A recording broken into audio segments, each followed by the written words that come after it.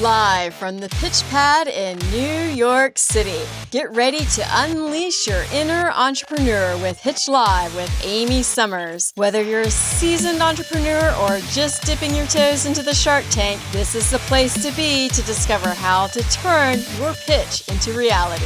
Fasten your seatbelts, pitch stars, because the spotlight is on you and we are about to make success happen. Get ready for Pitch Live in 3, 2, 1. Welcome to Pitch Live. I'm your host, Amy Summers, founder and president of Pitch Publicity and Vox. I'm also a hardworking entrepreneur who is passionate about helping you reach success in any area of your life. And I know that's possible after decades of experience of perfecting the pitch and enhancing communication skills, which is why I'm here today and joined by Afreka Ebanks. Welcome, Afreka. Hello. Nice to be here. You again. This is fun. Afreka and I actually see each other a lot in New York City since she moved here, but she is a former and forever pitch star. She completed an internship mentorship program at both Pitch Publicity and Vox at both of my companies. And I first met you, Afreka, virtually in 2020. Do you remember that? I do. I loved that whole first meeting and everything that's come since then. You're an amazing person, so I'm really happy to be here. Yeah, we were working on our very first Elephant in the Room virtual seminar series for Vox, and the topic was on communications in the face of racism. And at that time, Afreka was a junior in college, and she was also vice president of a mentorship-focused student organization called AMP, which stands for the Association of Media Professionals. And Afreka was actually very instrumental in helping us get the seminar series off the ground. Today, we just fast forward to today. She's obviously graduated from college and she's working and crushing it here in New York City and has a very, very cool job at Juve Consulting, which is a Gen Z founded and led consultancy agency that delivers generation-based insights on Gen Z. Tell us a little bit about what you're doing now, and then we're going to rewind and go back to the future. Yes, of course. So Juve Consulting, with it being based on Gen Z, my main role as an account director is actually to help a lot of different brands and companies and organizations understand how to communicate to Gen Z, whether it's through a social media campaign, even with connecting with them through events that we have a lot of times with them, and then also just creating strategies to better connect their brand or their product or whatever their message might be back to Gen Z as well. So I know, and you're so good at it. And I think, Afreka is just a great person to connect with. Such a cool agency idea. And and we have something in common. We're actually both from Florida and both from very small towns and made it here in New York City, which is hard to do. So we definitely have that in common. But I want to get into it and really dissect all your pitching skills and what you learned over the years, not only through my mentorship, but from some of the other mentorship you've had along the way. So I want to get right into it and start at the beginning of how we met, because Afreka and I, we met, as I mentioned, through this project I was working on in 2020. I was on a mission to produce a virtual seminar series on the topic of racism and communications. And I had this idea in my head that I wanted to produce a series of students from a HBCU, which is a historically Black college or university, and a PWI, which stands for a predominantly white university. So we easily secured Howard University as our HBCU. They love the idea. But we were running into some glitches and hurdles with the PWI we were trying to get a commitment from, which I thought was going to be a slam dunk because it was my alma mater. It was also the same college that Afreka was attending. And she, along with another student who was president of AMP, the student organization at the time, they literally made this happen. They MSH'd the whole situation, which I always say MSH for make shit happen, or in company, we might say make success happen. But I remember the glitch that we ran into with the administrators at the college. They were telling us that we couldn't have your student organization do this because you didn't have an advisor, a professor that was advising your club. Hmm. So Afrika's very first assignment with me was to pitch a professor on being an advisor, but it was, I mean, it was at the time, it was very controversial. Here we are doing a seminar on racism and communications, and this is right in the middle of the Black Lives Matter movement that followed George Floyd's murder. But take us back to that moment in time. I want to know, Afreka, what motivated you to help me in that moment? We really didn't know each other that well. Yeah. And I know I was coming in hot on this project, like a lot of entrepreneurs tend to do. What were you thinking when I approached you, and why did you decide to help me out? Yeah, I mean, I think it was such a sensitive time, as we all know, and everyone was looking for a way to make a difference. And I think uniquely, being college students, you feel really empowered to make a change because a lot of things are happening on campus, whether it's in relation to what you're actually studying or just getting together to make or push an initiative forward. And I think hearing that you wanted to do something that was so obviously relevant at the time and important to talk about that wasn't actually happening. And on a lot of campuses, we didn't really have a lot of guidance and a lot of initiative to address some of those topics. So I thought it was a really unique opportunity for us to be able to do so. And in comparison to a lot of organizations on campus, I mean, I know we were smaller, and I think it would have been a great opportunity for the entire team to be able to continue to learn, especially from someone like you, who I know a lot of us were looking up to and aspiring to be a lot like in the PR world. So I think it was a lot of that led to us being like, this is actually a great opportunity. This can have such great impact. Why wouldn't we take this on? Um, yeah. So the big hurdle was we didn't have a professor on Yes. campus that would be your advisor, and we kind of had to get that done quickly. So really, you had to go pitch somebody on this. Hmm.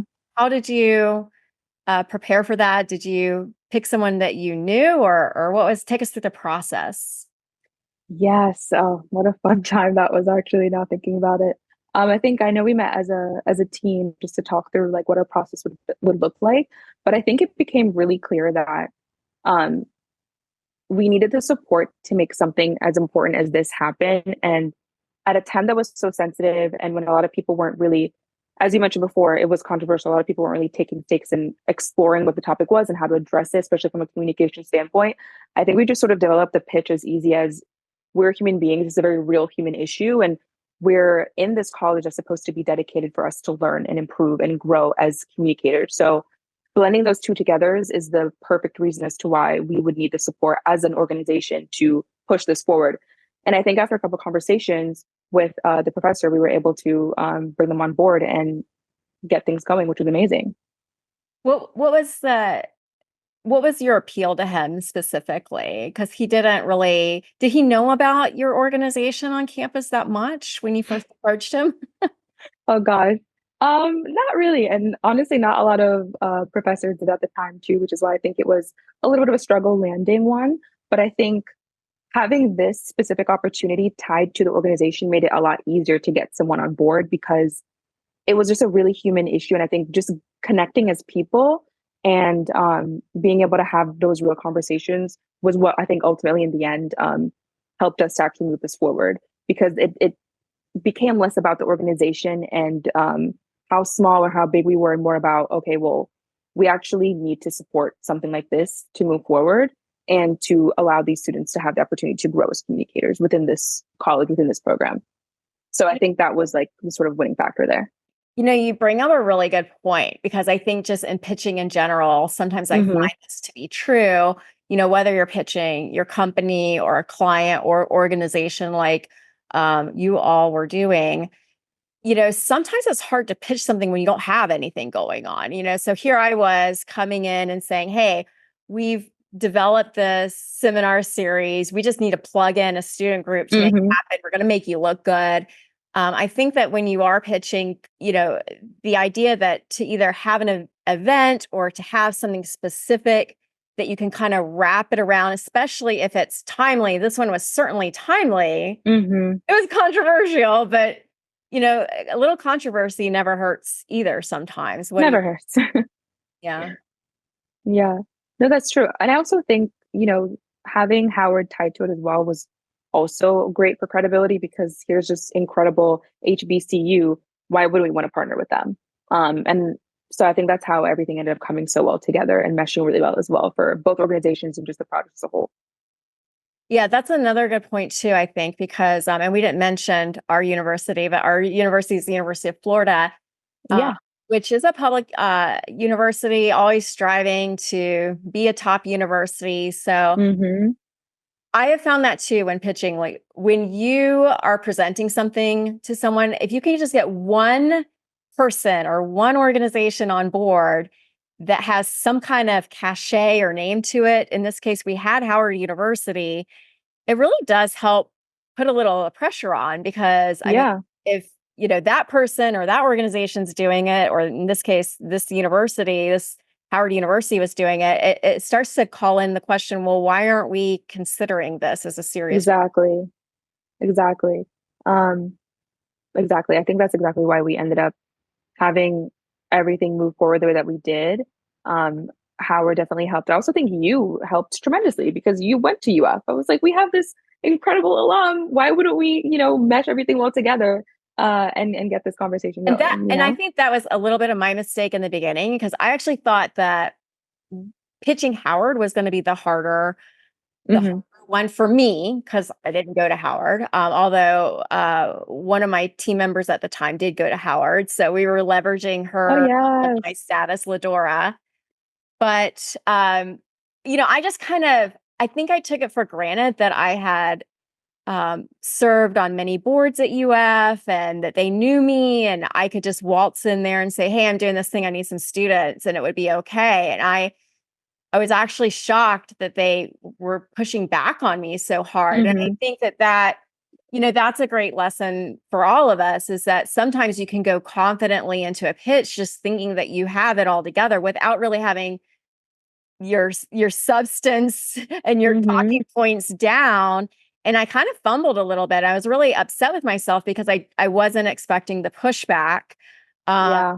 and then I was struggling to find a student group until I found your group, which apparently a lot of professors didn't know about. So we just plucked you out of like obscurity. And then you had to Literally. go and pitch yourself to all these professors to make yourself known. And luckily you Hmm. found one who was very receptive to the idea. And we were able Hmm. to do the project and it ended up winning an award. We won a PR Yes. award for best diversity and inclusion campaign for that year. And but you really I remember I didn't know you that well, but I kept texting you and calling you. I remember. How could I support you? Because at that point I knew this is out of my hands. I have to rely on Yeah. Afreka and her group to like really make it happen. Hmm. Exactly. How did it feel? I mean, had you at that point as a student done anything like that? Did you get a rush Not from it? Not at all. And I remember when you presented this and you were talking about like how it would work. In my head, I was like, this is incredible.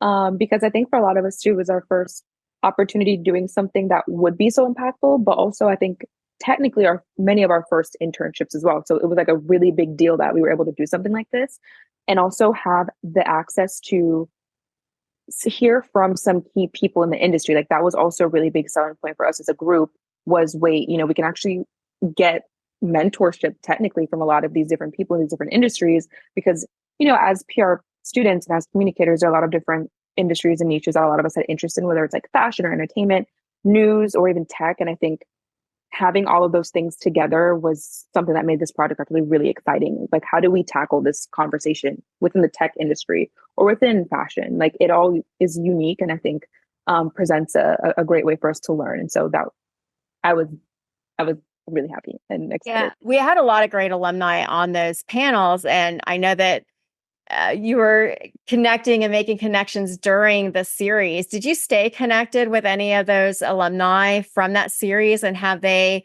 helped you in any way in your career today? Yes, of course. I think as communicators and within the peer program as well, you're taught to just make those connections because we understand the importance of it. And something that goes beyond that is also being able to connect with people overall. So I do have like everyone's LinkedIn, I have emails. I've actually been on some calls with them since the event and had actually planned to meet some of them in New York City since some of them are based here. So I think it was a great opportunity for not only connection among the students, but also among the attendees as well, which has been surreal and helpful because I remember when I was, I think maybe 19 when we started this and when we met, I didn't know that many people. And so it allowed a lot of us to have so much like exposure to the different things that we were interested in from these people as well. And looking back on that time, you mentioned you were 19 when we first met and we were Can doing, you believe it? I cannot believe it. But you know, what skills do you feel like when you look back on it now from just Yeah. that kind of first internship experience that you did with me? What skills did you gain that from that you did not pick up in the classroom that you're still using today? And how are Mhm. those skills making you successful? I think the first thing is framing. I think framing and communication helps a lot because I know you mentioned you thought it would be easier because you were also a Gator. But I think something else too is a lot of times there are these important conversations that you think are important and that you understand people should care about, and then you realize it's actually really difficult to get people to care about it with you and to want to make an impact with you. And I think learning how to frame conversations in a way to get people on board is something that I had to learn with the professor example. I think something else was the idea of professionalism and how you show up and how you articulate yourself with new audiences and new people that are far more experienced than you, which I learned from introducing the panels that we were on, and also just being able to properly lead a team because I was vice president and I know a lot of people in the group were doing different things because it was in the summer, and so just learning how to keep cohesion within the group I think was really helpful, and it's allowed me to land and be so successful in different internships since then. And also just like the willingness to take something on that is new because like I said before, this was a completely new initiative, something that I don't think any of us have done before. And that experience as a junior I think was so helpful to our growth and also exciting and new and the direction I think our future is heading in. So it was great to be part of it in that moment. And then also even to see the award, I think was insane. Like we're an award winning like seminar series and we're college students and it's impactful. And so I think those are all the skills that I know have been translated to virtually everything that I do at this point. And outside of even that experience, just having this relationship with you has taught me so much about myself and how I want to show up in my career and in my life. And so it's an experience that I'm just eternally grateful for. So I hope that answered everything. Yeah, no, I think that's great. And I'm just curious, you know, in even in your job today, if you're kind of given a new assignment, do you tend to Mhm. just jump right into it because you know you can do it because you've done it before? Yes. And it might be what's the word, like cocky or too confident to say, but that is something. There are a lot of things that I think we learned a lot during the our time with you that now when I get similar projects or are my tasked to do certain things within a team, it's like this is like a walk in the park for me or something. Or a piece of cake, as they say. I couldn't think of the phrase there. No, I really Um, didn't. I didn't handheld hold too much. at all. Like you were texting and calling and saying, "Hey, what do you think? What are the paths you want to take to get to this?" I know there were a lot of things that didn't go as perfectly planned, and we had to really sit and think about the solutions as a team. And I think that also was really helpful, especially as a young person, because you're typically looking for the adults in the room to make the decisions, and you were like, "Actually, you're going to be the adults in the room this time, and you're going to come up with this, and then let me know what you're thinking, and we can make sure the solution makes sense for everybody."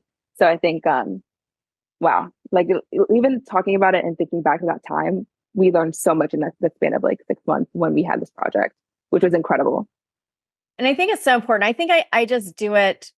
I've had a lot of students that I've worked with say that about me, that I empowered them just to do it Yes. themselves. Part of it is just because I'm too busy. So a lot of times I don't have time to do it. So I'm And like, you are. cannot do this for them. They're, you know, I'm just a typical entrepreneur. They're going to have to figure it out. But I think that we forget that sometimes that figuring out part is Yeah. what gives you growth, and it is what Hmm. gives you confidence. And, you know, if there's somebody who's always there doing the work for you, you can't grow that skill. And it's something Exactly. I think that you really had the opportunity to grow in that moment. Yeah, and I have to commend you for a leader for that. I know you said you were busy, but I also just think you are you communicate in a way that elicits trust and comfort within your mentees, and it becomes less daunting and scary to say, oh my gosh, like I have to do all these tasks by myself and Amy's, doing X, Y, and Z and I don't know how to do it. And more like, wait, actually I have all the tools that I have all the skills that I need to think through this actual solution. And so I think I have to commend you as a leader and as a mentor for your ability to do that, especially with young people who are trying to make a change, trying to, go after what it is that they want to accomplish, and also just being young and in college and not knowing what to do half of the time. So, yeah. Well, now that you're not in college and you are in your career, I know we still stay in touch. I still consider Yeah, you a mentee. Hopefully, you can still consider me a mentor. of course, for life. But what other ways are you getting mentored now? Where are you getting mentored? How do you seek out mentorship? Yes.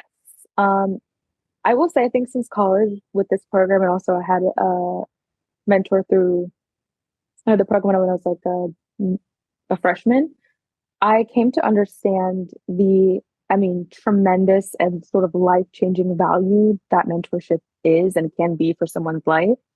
And so nowadays, I still continue to seek that out because as a young person, I don't have all the answers. I don't have all the experiences. So I'm continuously looking for people who are in maybe different industries that I'm interested in, or have certain job titles or certain aspirations that I'm also aspiring for, and looking for their guidance on how to motivate myself and how to move through the world and even the city, which is so unique in comparison to living in Florida. So I attend a lot of events, and I'm always sort of presenting an open mind to meeting new people and conversing with them and connecting with them and just asking, I'm a young person. I don't have all the answers. Can you please help me figure it out? And they're usually so receptive, which is incredible. So I think I will probably continue to seek out mentorship in many ways and also offer it to as many people as I can. How do you ask someone to mentor you? I mean, that seems so awkward. Like, we mentor, or do you do it the way you just described it, where you're just seeking help and they're mentoring you, and maybe Yeah, you don't even realize they're mentoring you? exactly. Okay. For me, I think right after the program, it was my senior year, and I realized that in terms of going into the workforce, that I didn't have a lot of the answers that, and like a lot of things were just so confusing to me at the time. And so I said, let me start DMing people on LinkedIn and see who responds. I probably sent out like 100 DMs, and I took your advice too, which is seek out people that also went to UF. And I was saying, hey, I'm also a Gator. Like, I'm thinking about X, Y, and Z. Can we meet? Can we chat? And I ended up actually getting like a handful of people on Zoom calls with me. And I started just kind of interviewing them about life, but also the 20s, because I was about to be 21. I didn't really know what to make of the 20s. Everyone says it's so daunting and scary. And so I just sort of start asking them questions about things like that and connecting with them and then learning from them. And I think they also have the same thing, which is, you are really smart for putting yourself in this position as someone who's freshly 20, who's looking for wisdom and experience and guidance from people who are much older than you, because that will benefit you more in the long run. And so that's something that I continue to do to this day. I love LinkedIn. Thankful for the advancement of technology for that. But I think it's really just when people see that you actually just want guidance, they're happy to offer it. And I think that goes to like anything, anywhere, anytime. If you're lost and you ask them for directions, they're likely going to help you, because I think, and don't quote me research wise, but we all sort of want to help people in our own way. And so that's how I frame it. Not, hey, we'll be a mentor, but hey, I'm trying to figure out this thing called life or my career. What's your opinions? What's your guidance? And a lot of times I'll be like, you know what, make sure you keep in touch. And that's how you are able to sort of keep the relationship going through meeting them, through setting up time to speak, through getting their guidance, advice, and just become friends in the end of it, to be honest. I like that so much more, because just the idea of trying to find a mentor and asking if someone will Yeah. mentor you, it seems so awkward, but the way that you just, Yeah. it's so natural. You're really reaching out to people. I love that you use that whole DM LinkedIn thing, I did. especially in the year 2020, because I mean, people were more apt to get on Mhm. Zoom. But we were just meeting someone behind the scenes at CBS Morning News recently with some other of my other interns, and they said the same thing. They're just asked for a Zoom meeting. That was their advice. Do it. Just ask for like 10 or 15 minutes. Most people are willing to do Yeah. that. And I think it's really good to get the FaceTime as well. with Mhm. with different people. Do you agree? I do agree. And I think that diversity in human experience helps me so much more than if I was going after the same types of people rather than, different types of people. Like I was to entrepreneurs, people who are really high in their careers, people who are just starting, people who are from New York City, people who are from all over the world. And I think that's the beauty of also living here and having such great access to technologies that you can kind of talk to anybody, anywhere, anytime. And I think that's really impactful to my growth as a person and as someone who's just in the working world as well. Well, I have really enjoyed being part of your journey and watching you Ah, grow in your confidence. And I just love the way Afrika attacks, everything that she does. You're so smooth at it. You do it so confidently. But I think that, yeah. really kind of jumping into it in the beginning of your student life, especially on that project, I'm sure that opened your eyes a lot to what you could get done and what you had the capacity to do. And I love Yeah. watching how you're still doing that. You're definitely an inspiration to me. And Oh my goodness. I know that your career journey will inspire others. So I hope that you all will first of all follow Afrika. She's on Instagram at Afreka Ebanks, and Yes. also connect with her on LinkedIn. And we'll have all this in the show notes as well too, because we're all about making success happen. And I want even Hmm. more success to come your way in your career. And I truly, truly value our mentor-mentee relationship so much. It's so fulfilling Me too. for me to be part of your journey.